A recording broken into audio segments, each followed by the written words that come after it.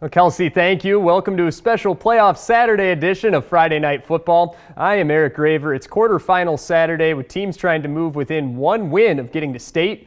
We'll start in 6A. Harlem in the quarterfinals for the first time in school history, taking on Prairie Ridge. Snow falling in Machesney Park.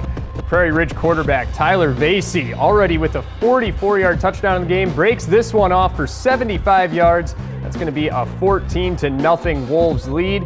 So Harlem, they're going to need their playmaker DeAndre Young staying focused with his team now down 21-0 on the squib. Young scoops it up, finds the seam, going to take it 84 yards to cut the lead to 21-7. Cheerleaders trying to cheer on Harlem's LeBron James and trying to get their team back into it, catching some snowflakes out there. Harlem's defense not having fun trying to catch Tyler Vasey, though. Goes 67 yards and breaks the state's single-season rushing record in the process. Huskies trying to keep up. They toss to Jamani Muhammad. Gets to the outside, called out at the 2-yard line. Gonna try and dive for that pylon. Huskies playing hard out there. They'd punch it in on the next play, but too much Tyler Vasey. State playoff record, 481 rushing yards, 8 touchdowns. Prairie Ridge ends Harlem's great run with a 69-28 win. In 5A, Sycamore hosting Sterling in a quarterfinal clash. Sterling's offense trying to get anything going against the Spartans, but the D-line was all over the quarterback, Cale Ryan, today. They would make it down to the red zone, but here on 4th down, Bert Goucher's there for the pick. Look at this, pretty nice return from him too. Gonna take it all the way up to about the 50. The Sycamore defense just playing lights out there. They would turn that into a scoring drive. The running back, Zach Crawford, brings it down to the 1-yard line to set up a touchdown run on the next play. Sycamore wins it 28-0. In 4A, Rochelle looking to punch a ticket to the semifinals, taking on St. Francis from Wheaton. Rochelle was keeping it close throughout the game, but St. Francis would make it a 2-score game in the third. Hubs down 8-20 now, trying to respond on this drive, get that offense fired up. On 4th and 1, Eric Metzger gets the Hubs the first down, just like he's been doing all season long. Cheerleaders fighting through the cold, rooting for those Hubs. But on the very next play, ball is out, and St. Francis is there to recover it.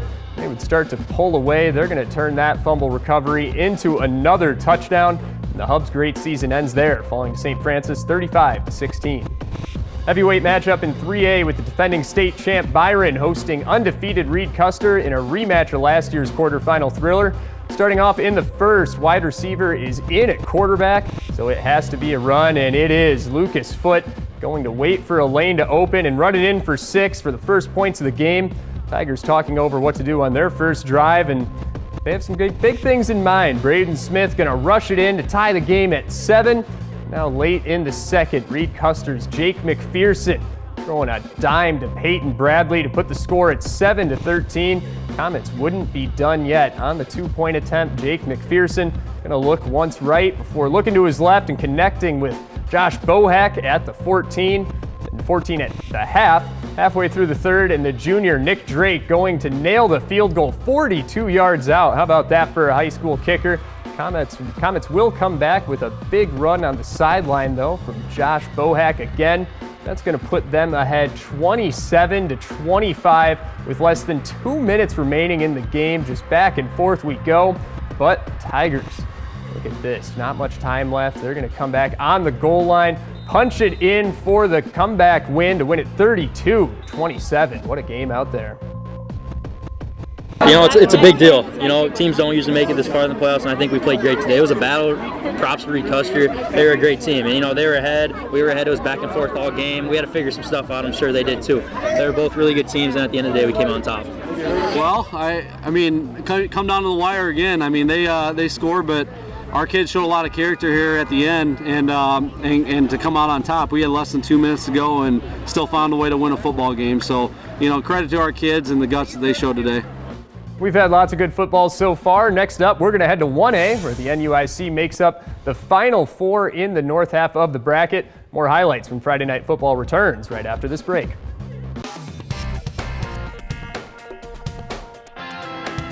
The NUIC reigns supreme when it comes to small school football in the state, and the final 4 teams in the north half of the 1A bracket all come from the conference. Old rivals Dakota and Forreston going head-to-head for a spot in the state semifinals.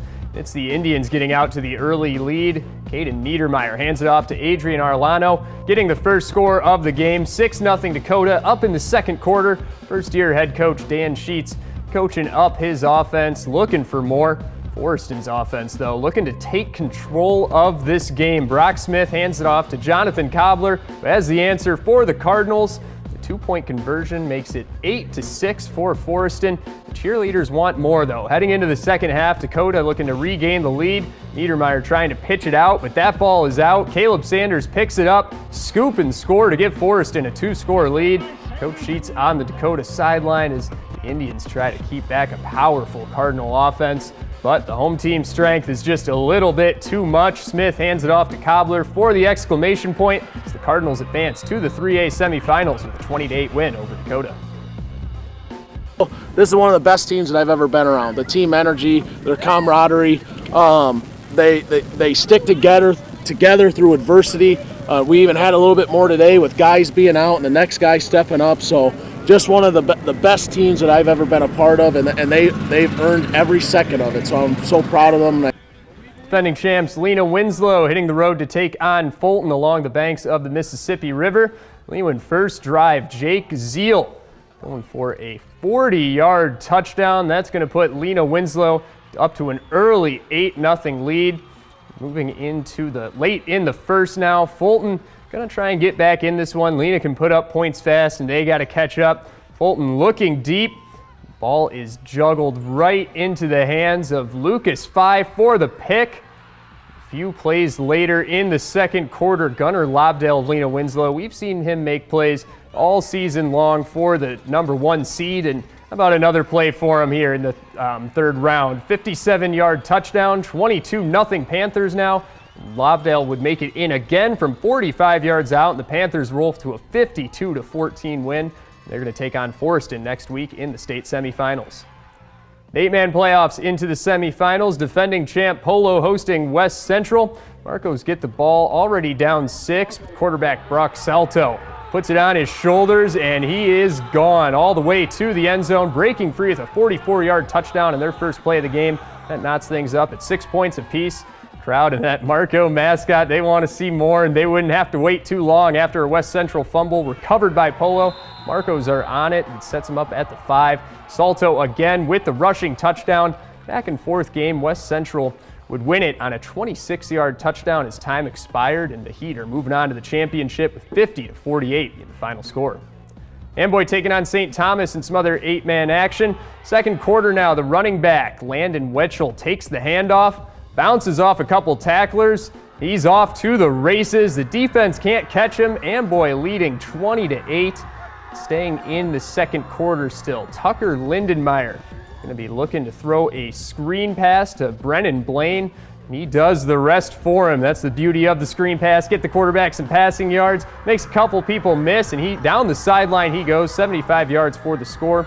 28-8 Clippers, and they were not done. Quinn Leffelman powers his way through a couple tackles into the end zone. Amboy wins it 54-22.